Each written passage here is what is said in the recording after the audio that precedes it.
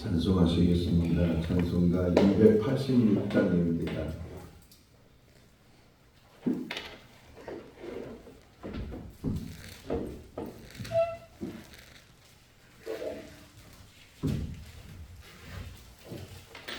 찬송가 285장, 찬송가 285장. 주의 말씀 받은 그날 참 기쁘고 복되도다. 이 기쁜 마음 못 이겨서 온 세상에 전하노라. 기쁜 날 주 나의 죄 다 씻은 날 늘 깨어서 기도하고 늘 기쁘게 살아가리. 기쁜 날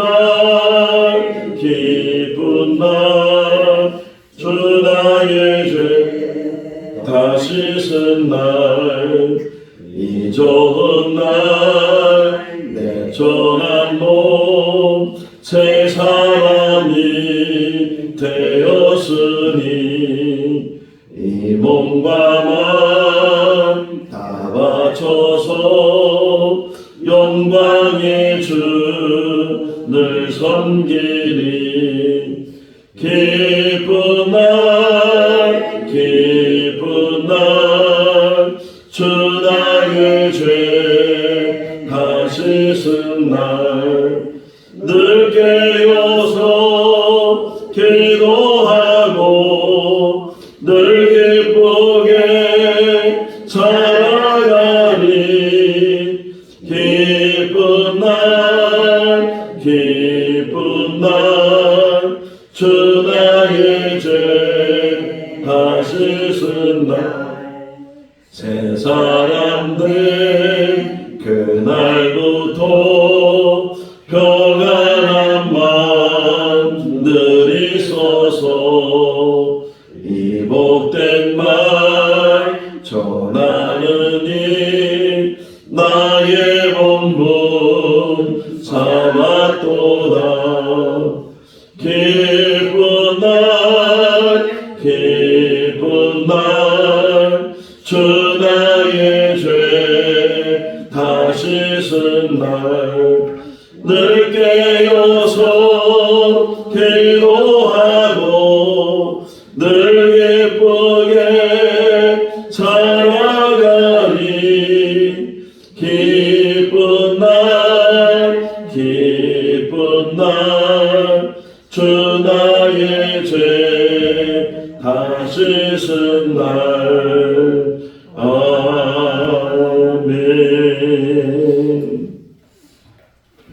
아멘. 누가복음 8장 1절에서 15절 말씀입니다. 누가복음 8장 1절에서 15절 말씀.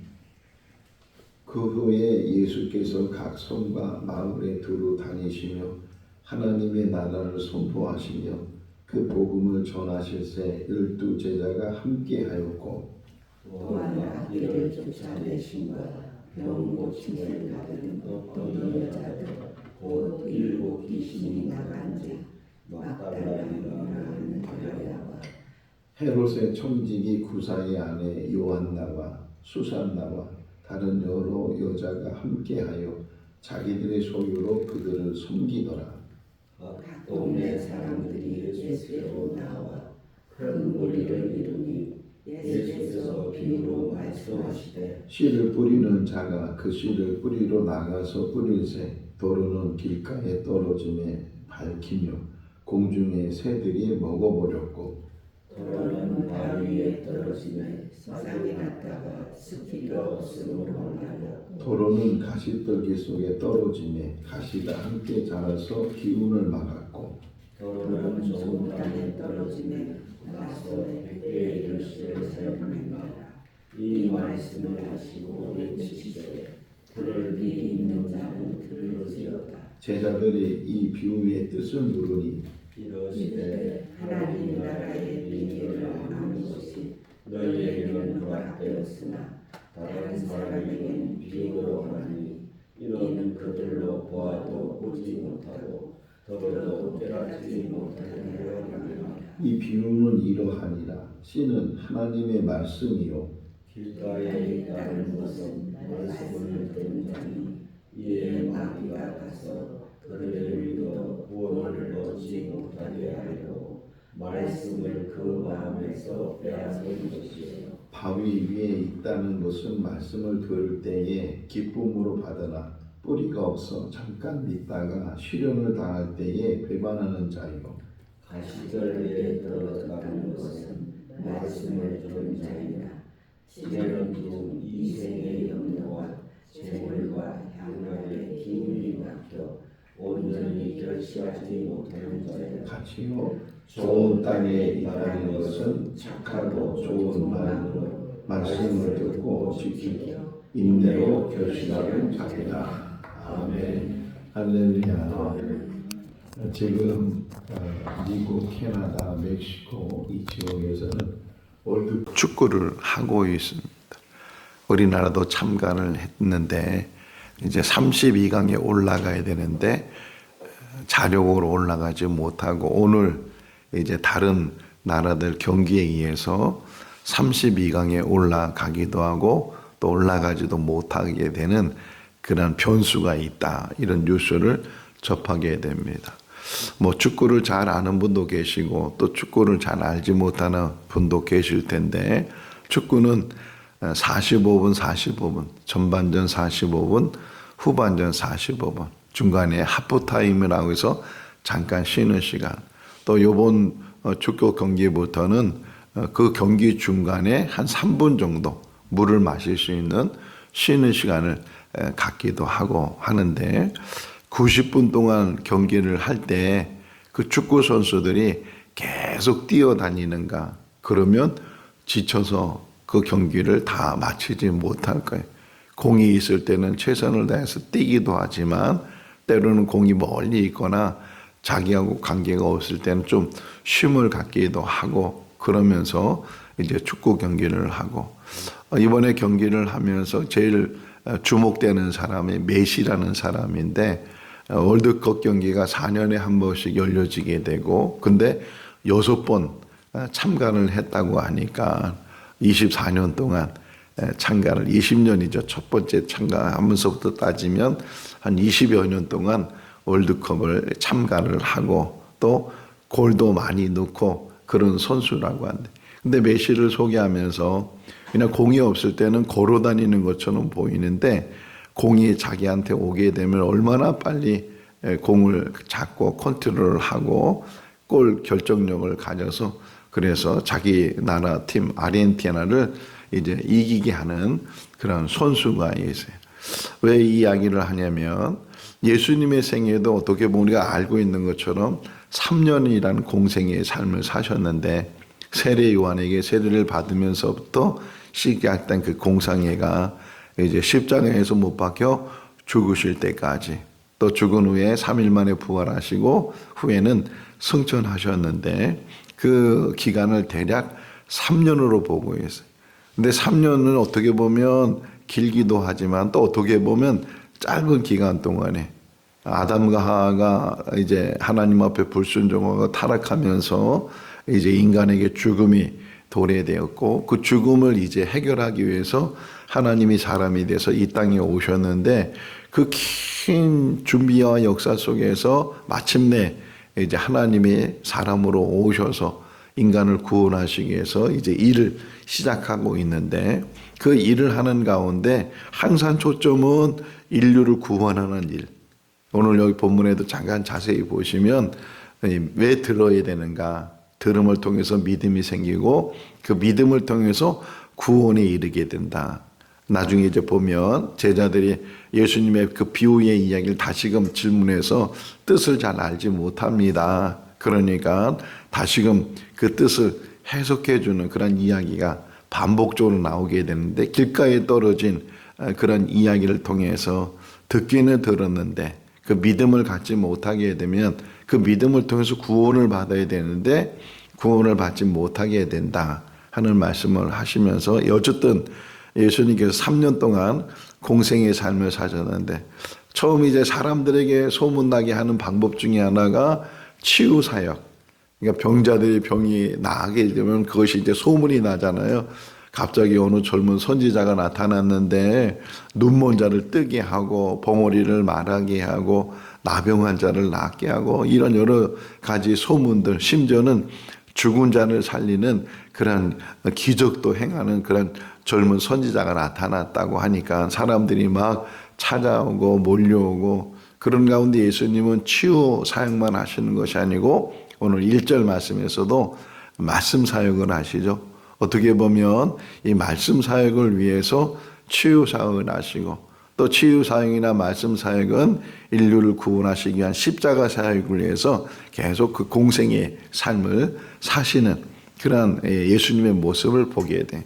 오늘 이 본문의 말씀을 통해서도 우리가 더 가까이 예수님 앞에 가야 되고 예수님이 누구신지 그분이 나와 어떤 관계를 가지고 있는지 하는 것들을 깊이 깨닫는 시간이 될 수 있기를 바랍니다. 1절의 시작을 보면 그 후에라는 말은 앞에 7장 마지막 부분에 있었던 이야기와 연결된다는 거죠. 한 바리새인이 예수님을 초청해서 식사하는 자리에 한 여인이 옥합에 담겨진 향유를 예수님 발에 붓고 그런 이야기를 연결시키는 거예요. 그 여인이 예수님이 어떤 분인가 나의 모든 것을 다 드려도 예수님의 가치는 그 이상의 가치를 갖고 계시는 분이시다. 내 인생의 전부가 예수님이시다 라는 그런 고백 속에서 그 여인이 향유를 부었을 때 사람들은 막 마음에 불을 품기도 하고 마음에 의해서 판단하기도 하고 그러는데 예수님께서는 그 여인에게 죄사함을 받았다고 내 믿음이 너를 구원하였다고 하는 그런 이야기를 하시는 후에 이렇게 되는 거예요. 그러니까 그 바리새인 집에 들어가서 식사하는 것으로 그것이 다 끝나는 것이 아니고 여인이 향유를 부었다고 해서 끝나는 것이 아니고 계속 예수님께서는 당신에게 주어진 사역을 감당하시는 거예요. 그래서 1절 시작에 보게 되면 성과 마을을 두루 다니시며 한 곳에 머물러 계시는 것이 아니고 찾아다니셨다는 거예요. 지금도 하나님 우리를 찾으시는 줄로 믿습니다. 뒷짐지고 기다리는 것이 아니고 올 때까지 기다리는 것이 아니고 힘들어하는 사람들, 어려운 사람들, 고난에 있는 사람들, 문제가 있는 사람들, 마음이 아픈 사람들, 심령의 삶을 가지고 있는 사람들을 지금도 찾아오셔서 함께 하시는 분이 예수 그리스도이신 줄로 믿습니다.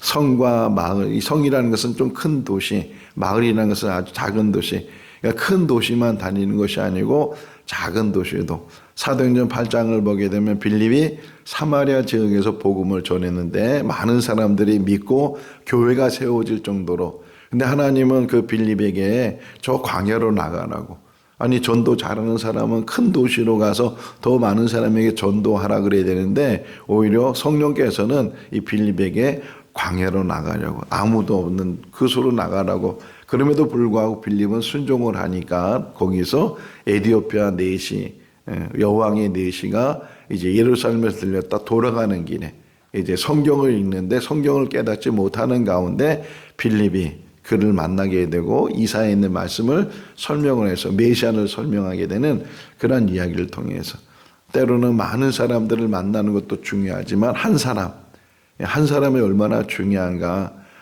오늘도 우리 한 사람을 하나님께서는 만나 주실 줄로 믿습니다. 그러면서 각 성과 마을을 두루다니시면서 그리고 하나님 나라의 말씀을 선포했다.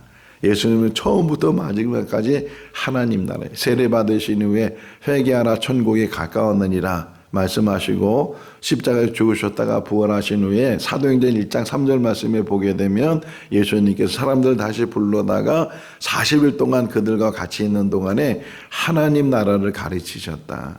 그러니까 예수님의 항상 중심은 하나님 나라 처음부터 마지막까지 그리고 모든 공생의 과정 속에서 그 중심이 하나님 나라고 오늘 씨 뿌리는 자 비유도 하나님 나라에 대한 비유잖아요. 마태복음 13장에는 이것이 모여져 있어요.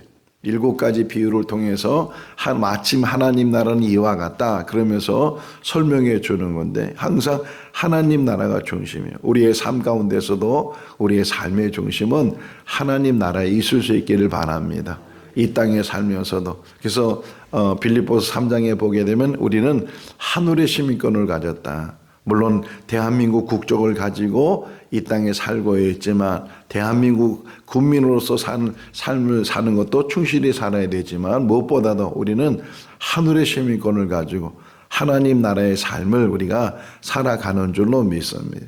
이 땅에서도 하나님 나라의 삶이요 우리의 삶을 마치고 나서도 하나님 나라의 삶이 돼야 될 줄로 믿습니다. 하나님 나라를 선포하셨다. 하나님 나라를 가르치시고 하나님 나라를 선포하시고 그러면서 1절 뒷부분에 보게 되면 제자들이 그와 함께 하였고, 그러니까 혼자 하나님의 일을 하는 것이 아니고 함께 하나님 나라를 위해서 일하신 분이 예수 그리스도이시다. 얼마든지 혼자서도 다 감당할 수 있는 분인데도 불구하고 제자들을 부르셨어요. 그것도 뭐 똑똑하거나 엘리트, 뭐 정말 이렇게 스펙이 있고 어떤 가문이 좋고 학벌이 좋고 그런 사람을 부르는 것이 아니고 사람들이 전혀 관심 없는 사람들, 어떤 때는 손가락질하는 사람들, 세리 같은 경우는 마태는 세리졌잖아요. 세리 같은 경우는 죄인 취급을 하고 사람 취급도 안 하는 그런 사람들은 어부를 부르시고 세리를 부르시고 이런 사람들 불러서 이제 같이 동역을 하셔. 그들을 3년 동안 가르쳐 주시고 후에는 성령 충만하게 하신 다음에 하나님의 일꾼으로 오늘도 우리를 부르신 것은 어떤 자랑할 만한 것이 있어서 자격이 있어서 대단함이 있어서 우리를 부르신 것이요 아무것도 자랑할 수 없고 드러낼 수도 없고 그런 우리들인데 하나님께서는 그런 우리들을 부르셔서 하나님의 일꾼으로 세워주실 줄로 믿습니다. 동역하는 게 교회는 항상 함께 합니다. 함께. 우리나라 속담에 백지장도 맞들며 낫다 그런 속담이 있는 것처럼 하나님의 일을 할 때 함께 토요일 날 전도하는 우리 성도들 보면 물론 혼자도 전도하잖아요. 그럼에도 불구하고 시간을 정해서 같이 노방 전도하고 같이 기도하고 그런 모든 것들이 하나님 보실 때 그것이 귀한 일인 줄로 믿습니다. 예수께서는 함께 하시는 그런 모습을 보였다. 자, 2절 3절 말씀은 막달라 마리아, 요한나, 수산나 이렇게 사람 여자 그 외에 여러 여자가 있었다. 이렇게 설명을 해요. 근데 이 여자만 설명하는 게 그들이 뭐를 했느냐. 자기의 소유를 가지고 그들을 그들이라는 것은 예수님과 예수님의 제자들이 그들을 섬겼다. 특별히 여기 두 번째 나오는 요한나 같은 경우는 그 남편이 헤롯 왕의 청직이었다. 금고직이라는 게 어떤 면은 돈을 많이 가지고 있는 그런 남편인데 그런 여인이 예수님의 일을 이제 관심을 갖게 되고 도왔다. 부자라고 해서 주님의 일을 하는 것은 아니고 부자나 가난한 자나 이게 다 막달라 마리아 같은 경우 또는 수산나 같은 경우 어떤 여인인지 모르지만 어쨌든 이 여인들이 자신의 소유 많고 적고가 중요한 게 아니고 자신의 소유를 가지고 하나님의 일을 감당하게 됐다. 제가 지금도 기억나는 분 중에 한 분이 제가 몽골 선교지에 있을 때 대구에서 오신 분이었어요. 충성교회 다니는 집사님, 지금 뭐 장로님이 되셨는지 은퇴하셨는지 아주 오래된 얘기니까. 근데 그분이 이 중장비 회사를 운영하는 분이었어요. 뭐 등치도 크고 중장비 운영하니까 그런 분인데 그분과 이렇게 대화를 나누면서 참 귀한 게 그분이 와서 봉사하는 게 미용 봉사였어요. 그렇게 막 주먹이 막 손이 이렇게 크고 그런데도 그 미용을 해주고 염색을 하고 뭐 커트를 해주고 이제 그런 일을 하는데 그러면서 하는 얘기가 자기가 사업을 하고 돈을 버는 것은 하나님 나라를 위해서 하나님의 일을 하기 위해서 그렇다는 거예요. 이게 너무 감동이 돼서 사람들은 돈을 버는 게 부자가 되고 자기들 자녀들에게 유산을 많이 물려주고 건물을 사고 뭐를 하고 다 그런 계획 속에서 더 좋은 아파트, 더 좋은 자동차 이게 관심이고 이게 목적인데 그분의 이야기는 내가 왜 사업을 하는가 왜 돈을 버는가 하나님의 일을 하기 위해서 만사를 제쳐놓고 단기 선교했을 때 가서 하나님이 충성교회가 매년 몽골에 가서 한 번 오면 한 100여 명이 와요. 100여 명이 와서 그냥 여러 가지 봉사를 해주고 그런 지금은 어떤지 잘 모르겠지만 그때는 그런 일들을 했는데 참 감동이 돼.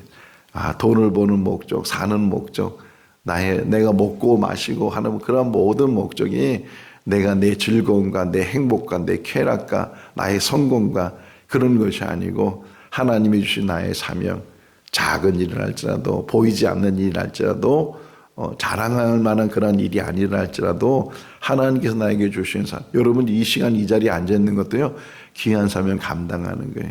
기도하는 일이 얼마나 귀한지 몰라요.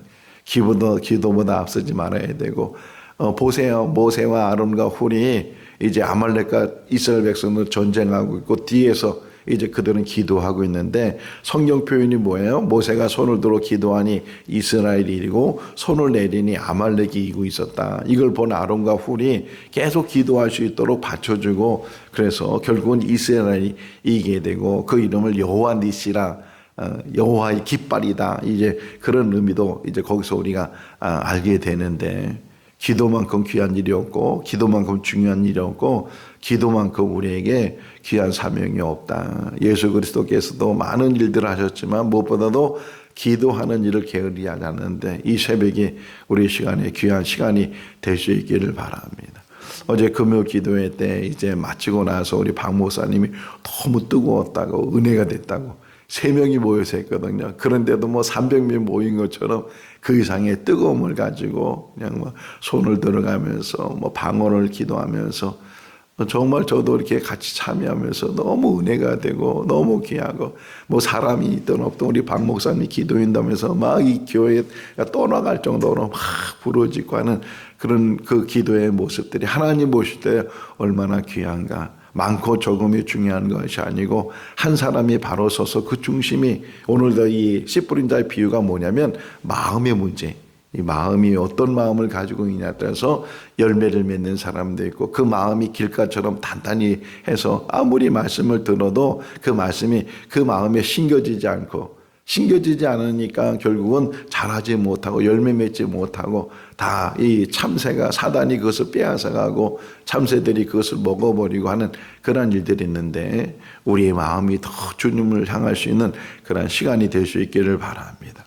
오늘도 기도할 수 있기를 바랍니다. 주님, 저는 가진 것이 없습니다. 그럼에도 불구하고 섬기는 자가 되겠습니다. 하나님의 일을 위해서 제 시간을 드리고 작은 물질이지만 예수님께서 성전에서 말씀을 전하시다가 성전 그 말씀을 전할 때 옆에 헌금함이 있었어요. 성전 안에 헌금함이 있는데 사람들이 그 헌금에다 헌금을 하는 거예요. 부자도 헌금하고 가난한 사람도 헌금하고 남자도 여자도 헌금하는데 한 여자가 거기에다가 헌금했을 때 예수님께서 갑자기 말씀하시기를 저 여인이 하나님 앞에 제일 많이 드렸다. 부자도 드리고 뭐 누구 제사장도 다 드렸지만 저 여자는 2렙돈이거든요. 아주 적은 물질인데 그럼에도 불구하고 예수님은 제일 많은 걸 드렸다는 거예요. 자기의 생활비 전부를 드렸다 이렇게 칭찬하는 것을 보면 많고 적음이 중요한 게 아니고 그 마음에 정말 내가 작은 것이라도 하나님 나를 위해서 또 교회 일을 위해서 그 일을 위해서 내가 쓰임을 받을 수 있다면 드릴 수 있다면 그것이 우리에게 기쁨이 돼야 된다. 자, 그러면서 이제 씨 뿌린 자의 비유가 나와요.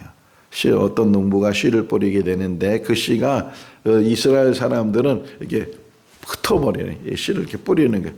우리는 다 이렇게 골을 만들어 놓고 씨가 다른 데 가지 않도록 다 기경한 데 이렇게 심고 모내기 할 때도 논에 다 이렇게 기경을 하고 심지만 그들은 뿌린 거예요. 뿌려서 이제 열매를 맺게 하는데 그 씨들이 여러 군데로 떨어진다는 게 길가에 떨어지고 돌발에 떨어지고 가시덤불에 떨어지고 또는 좋은 땅에 떨어지는데 그런데 그것이 떨어진 장소에 따라서 그 씨가 자라기도 하고 자라지 못하기도 하고 그러면서 맨 마지막 예수님 하신 말씀이 들을 게 있는 자는 들을지어다. 이 듣는다는 게 얼마나 중요한 거. 오늘 이 새벽에도 늘 새벽마다 나와서 말씀을 한 20분, 30분 듣게 되는데 그것이 그냥 듣는 것으로 끝나고 아무 감흥도 없고 깨달음도 없고 은혜도 없고 뭘 들었는지도 모르고 그것이 아니고 날마다 주시는 그 말씀들이 정말 이스라엘 백성들 광야에서 만나를 이제 받았던 것처럼 그게 양식이 되고 영의 양식이 되고 은혜가 되고 그 말씀에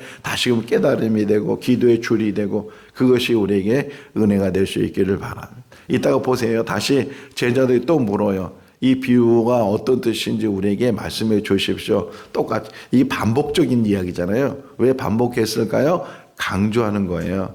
그리고 해석이 중요하다는 게 요셉이 감옥에 갇혔을 때 두 관원이 같이 거기 들어왔는데 둘 다 꿈을 꿨어요. 근데 자기들 꿈을 무슨 뜻인지 몰랐을 때 요셉이 해석해 주잖아요. 술 맡은 관원은 복직이 될 것이고 똥 맡은 관원은 이제 3일 만에 목숨을 잃을 것이다. 3일 후에 지나니까 바로의 생일 때 술 맡은 관원은 복직이 되고 똥 맡은 관원은 이제 정말 죽게 되는 그런 이야기를 통해서 꿈보다 해몽이 중요하다 그런 말처럼 다시금 해석하는 이유는 강조되어 있는 게 중요하다는 의미를 씨 뿌리는 자의 비유가 어떤 의미를 가지고 너희들에게는 이것이 비유로 말씀했는데 보세요. 10절 말씀에 보면 이 하나님 나라의 비밀을 너희에게는 깨닫는 그런 허락해 주시고 또 어떤 자들에게는 들어도 깨닫지 못하는 그러니까 깨닫는 자와 깨닫지 못하는 자 더 나아가서는 깨닫는 것을 그냥 지식으로 알고 있는 것이 아니고 행하는 자예요. 행하는 자가 얼마나 중요한가. 작은 것도 행했을 때 자기 것이 되는 거예요. 하나님의 말씀을 많이 하는 것도 중요하겠지만 하나님 말씀을 적게 알아도 그 알고 있는 그 말씀대로 실천하고 사는 것. 그래서 마태복음에서 뭐라 그래요? 산상수훈 맨 마지막까지 말씀을 듣고 행하는 자는 반석에 집을 짓는 자와 같고 말씀을 듣고 행하지 않는 자는 모래 위에 집을 짓는 자와 같다. 듣는 것이 중요한데 근데 더 중요한 것은 듣고 행하는 자가 돼. 실천이죠. 순종이죠. 이를 통해서 열매가 맺어지게 된다 하는 것을 우리에게 이야기를 해주고 있어요. 어쨌든 다시금 제자들이 물었어요. 이 비유를 우리에게 설명해 주십시오. 해석해 주십시오. 그랬을 때 다시금 예수님께서 말씀하시죠. 씨는 하나님의 말씀이다. 할렐루야. 여러분 생명의 말씀이 있어요. 씨 안에 생명이 있잖아요. 수천 년이 지나도 그것이 이제 땅에 심겨지면 자라는 게 씨예요. 씨 안에 생명이 있기 때문에 하나님 말씀에 생명이 있어요. 하나님 말씀 안에 능력이 있어요. 하나님 말씀에 권세가 있어요. 말씀을 붙들 수 있기를 바랍니다. 한 말씀을이라도 그 말씀이 나에게 힘이 되고 생명이 되고 능력이 되고 그것이 기도의 선포가 되고 일어나라고 했을 때 그 말씀에 능력이 있는 거예요. 거기 안에 믿음이 있는 거예요. 우리가 하나님 말씀을 그냥 지식으로 듣는 것이 어떤 뭐 소설책을 읽는 것이 아니고 이 하나님의 말씀은 생명이 있는 것이고 우리를 살리고 또 우리 가족을 살리고 이웃을 살리고 이 민족을 살리고 하나님 말씀의 능력, 하나님의 말씀이다. 하나님의 말씀인데 중요한 게 뭐냐? 똑같은 하나님의 말씀인데도 그 마음의 상태에 따라서 그러니까 마음이 얼마나 중요한지 몰라요. 제일 중요한 단어 중에 하나가 마음이에요. 마음이 열려져 있는 사람과 마음이 닫혀져 있는 사람, 마음이 굳어져 있는 사람과 마음이 이제 부드러운 사람, 새로운 마음을 가지고 있는 사람. 그래서 성령을 부어준 이유가 뭐냐? 마음을 변화시키는 거예요. 성령 충만이 뭐냐? 내 마음이 변해. 강박했던 마음이, 단단했던 마음이, 더러웠던 마음이, 악했던 마음이 성령을 통해서, 은혜를 통해서, 회개를 통해서 우리 마음이 변해야 돼요. 오늘 이 시간에도 우리의 마음이 열려질 수 있기를 바랍니다. 아멘이 될 수 있기를 바랍니다. 마음이 하나님 말씀을 들으니까 막 감격이 되고 은혜가 되고 막 기도가 되고 나도 모르게 춤을 추게 되고 그냥 하나님 말씀 안에서 새 힘을 얻게 되고 그렇게 슬펐는데 그렇게 힘들었는데 그렇게 괴로웠는데 그렇게 문제 안에서 일어나지 못했는데 하나님의 말씀을 들으면서 다시금 그 말씀 안에 일어나는 베드로가 말하잖아요. 나는 은과 금이 없지만 나에게 있는 것 너에게 주는데 나사렛 예수 이름으로 일어나 걸어라. 이 말씀을 믿었기 때문에 그래요. 예수님께서 마지막 사역 속에서 제자들에게 너희가 내 이름으로 무엇이든지 구하라 그러면 내가 이루리라. 이 말씀만 믿고 의지할 수 있기를 바랍니다. 기도의 능력이 그 말씀 안에 있는 줄로 믿습니다. 선포하는 데 있는 줄로 믿습니다. 믿고 의심하지 않으면 그것이 이루어진 줄 믿습니다. 두 마음을 품지 말라는 거예요. 정욕으로 기도하지 말고 정말 하나님을 신뢰하는 건데 기도하게 되면 그 기도의 은혜 가운데 지금도 역사한다는 게 눈이 떠지게 되고 안진병이 일어나게 되고 문제가 해결되게 되고 답답한 것이 나를 힘들게 했던 것이 다 사라지게 되고 보세요. 예수님 시험하러 사단이 왔다가 예수님께서 사단을 이제 시험을 이기고 나니까 뭐라고 표현하냐면 사단은 떠나가고 천사들이 수종들더라. 악한 것이 떠나가게 되고 내 마음에 있었던 두려움과 걱정과 근심과 마음의 고통과 이 모든 것들이 말씀을 통해서 선포할 수 있길 바랍니다. 떠나갈지어다. 마음의 평안이 오게 되고 마음의 즐거움이 오게 되고 나는 무슨 평안이 있습니까? 나는 무슨 기쁨이 있습니까? 나는 무슨 행복이 있습니까? 여러분 하나님만 계시면 그 모든 것들이 해결될 줄로 믿습니다. 마음이 문제. 근데 어떤 사람은 마음이 길 같아. 길은 뭐예요? 너무 단단해. 심어 들어갈 수가 없어요. 아무리 드시보는 해도 들어갈 수가 없다. 교회를 그렇게 오래 다녀도 마음이 다 이 길가처럼 그렇게 굳어져 있으니까 들어가지가 않는 거예요. 그냥 왔다 갔다 하는 것, 그 교회에 왔다 갔다 하는 것이 우리를 구원시키는 건 아니잖아요. 여러분 마음을 아무리 길가 같은 것도 다 요즘은 기계가 얼마나 좋아요. 그 땅땅한 길도 돌짝밭도 다 트랙터가 한번 지나가고 돌을 다 걸러내고 그러면 그것이 옥토로 변하게 되고 거기 거름을 주고 거기에 씨앗을 심게 되면 자라는 것처럼 내 마음이 어떤 마음인가, 내가 지금 강박해져 있지는 않는가, 굳어져 있지는 않는가, 아무것도 들었지는 못하고 아무것도 계속 보세요. 자세히 보시면요 듣는다는 말이 계속 나와요. 계속 하나님의 말씀을 듣는데 어떤 사람은 마음이 길과 같은 마음이 돼. 그러니까 뭐예요? 사단이 그 마음을 한번 읽어볼까요? 12절 말씀 12절 읽어볼까요? 길가에 있다는 것은 말씀을 들은 자니 이에 마귀가 와서 그들이 믿어 구원 얻지 못하게 하려고 빼앗는 것이다.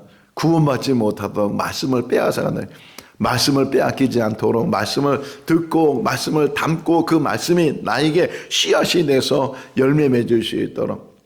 자, 돌짝밭에 떨어진 거 보세요. 바위에 떨어지고 돌짝밭에 드는 것은 약간의 기쁨이 있고 또 그 안에 이제 깨달음이 있는 것 같은데 잠깐 시련이 오고 어려움 오게 되면 넘어지는 자라는 거예요. 여러분 인생은요 고난이라 그러잖아요. 석가모니가 깨달은 게 인생은 고다. 108의 번뇌가 있다. 이렇게 얘기하는데 꼭 석가가 깨달은 것만 아니고 우리가 살아온 인생을 봐도 늘 좋은 일보다는 안 좋은 일이 많고 힘든 일이 많고 성공보다는 실패가 많고 그게 우리의 인생인데 그럼에도 불구하고 너무 맨 마지막 15절에 이제 결론이 뭐냐면 인내하는 거예요. 인내. 그같이 어떤 연단과 시험과 어떤 괴로움과 어떤 슬픔과 나를 힘들게 하는 그 모든 것 속에서도 넘어지지 않는 거예요. 포기하지 않는 거예요. 뒤돌아서지 않는 거예요. 세상으로 나가지 않는 거예요. 뭐래요? 인내하는 거예요. 인내. 결국은 믿음은 인내 속에서 열매를 맺게 된다. 얼마나 중요한 단어인지 몰라요. 참고 이기는 사람, 견뎌내는 사람이 결국은 승리하게 되는 줄로 믿습니다. 인생도 마찬가지예요. 끝까지 참는 사람, 끝까지 인내하는 사람. 어떤 사람이 그러잖아요. 공부는 머리로 하는 것이 아니고 엉덩이로 하는 거다. 끝까지 의자에 붙어 앉아있는 사람이 결국은 성공한다는 것처럼. 자, 어쨌든 이 돌짝밭의 바위에 떨어진 사람도 조금은 기쁨을 가질 수 있고 조금은 신앙생활이 즐거울 수 있지만 좀 시련이 오고 어려움이 연단이 오고 이러면 넘어질 수밖에 없다는 게. 가시덤불 이야기도 나오죠. 가시덤불을 이야기를 보게 되면 들어서 그것이 이제 믿음이 좀 있는 것 같은데 세상의 향락이나 세상의 어떤 재물이나 이런 것들에 의해서 결국은 그 기운이 막히게 되고 결국은 열매 맺지 못하게 시들어버리는, 막 누르는 거예요. 못하게, 잘하지 못하도록, 열매 맺지 못하도록 막 눌러버리는 거예요. 세상의 유혹들이 얼마나 우리를 넘어뜨리려고 하는지 여러 가지 연단들이 막 있고 그런 데 넘어지게 된다. 또 맨 마지막은 중요한 거예요. 한번 읽어보겠습니다. 15절. 좋은 땅에 있다는 것은 착하고 좋은 마음으로 말씀을 듣고 지키어 인내로 결실하는 자니라. 이 15절 말씀은 오늘 하루 종일 묵상할 수 있기를 바랍니다. 내 마음이 좋은 땅이 되게 해주시죠. 이 좋은 땅이 되길, 하나님의 말씀이 심겨지면 그것이 자라게 해주시고 그것이 결실을 맺는다 그래요. 결실을 맺게 해주시죠. 근데 뭐라 그래요? 착하고 좋은 마음은 말씀을 듣고 인내로. 결국은 인내하는 게 끝까지 인내하는 게 끝까지. 우리의 실패는 저도 제 인생을 뒤돌아보면서 많은 실패가 있었는데 그 실패의 공통점이 뭐냐? 인내하지 못해서. 참고 견뎌내야 되는데 참고 견뎌내지 못해서 실패한 일들이 참 많았다. 근데 지나간 일을 어떻게 바꿀 수 있고 어떻게 다시 할 수 있겠어요?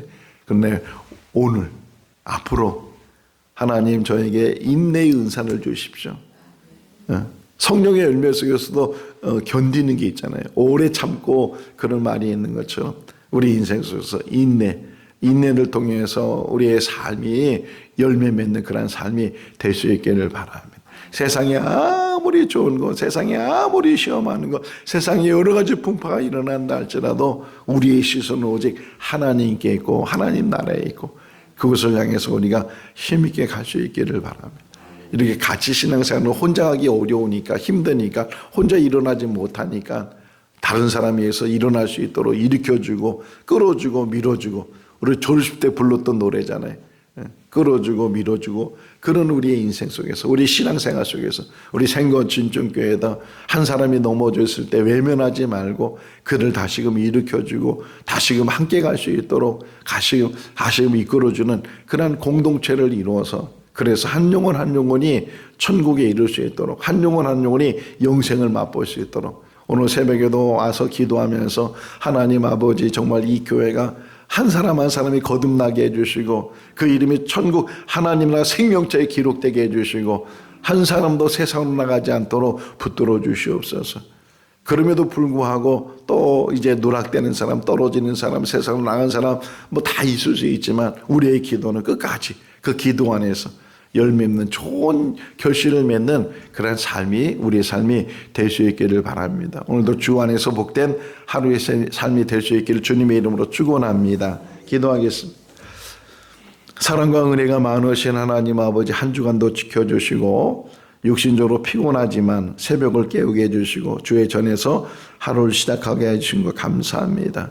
예수 그리스도는 우리의 친구가 되시고 우리의 위로자가 되시고 또 우리와 늘 함께 하시는 동행자가 되시는 줄로 믿습니다. 이 땅에 사는 날 동안 섬기는 삶을 사는 우리들 되게 하시고 무엇보다도 하나님 나라를 위해서 내 시간과 내 물질과 내 모든 것들을 드릴 수 있는 믿음을 더하여 주시옵소서. 하나님 말씀에 능이 있는 줄로 믿습니다. 하나님 말씀에 생명이 있는 줄로 믿습니다. 하나님 말씀에 권세가 있는 줄로 믿습니다. 우리 기도에도 하나님 말씀으로 하나님 아버지 기도할 수 있도록 은혜를 베풀어 주시고 오늘 이 시간도 아버지 악한 것을 물러가게 하여 주시옵소서. 의심은 물러가게 하여 주시옵소서. 불행한 모든 것들은 물러가게 하여 주시옵소서. 하나님 평안을 주시옵소서. 평안을 주시옵소서. 은혜로 충만하게 하여 주시고 하나님의 그 놀라운 비밀을 깨닫는 은혜가 있게 하여 주시옵소서. 진정한 기쁨이 무엇인지를 깨달을 수 있도록 도와주시고 때로는 고난과 어려움 속에서도 아버지 인내할 수 있도록 도와주시고 흔들림이 없게 해주시고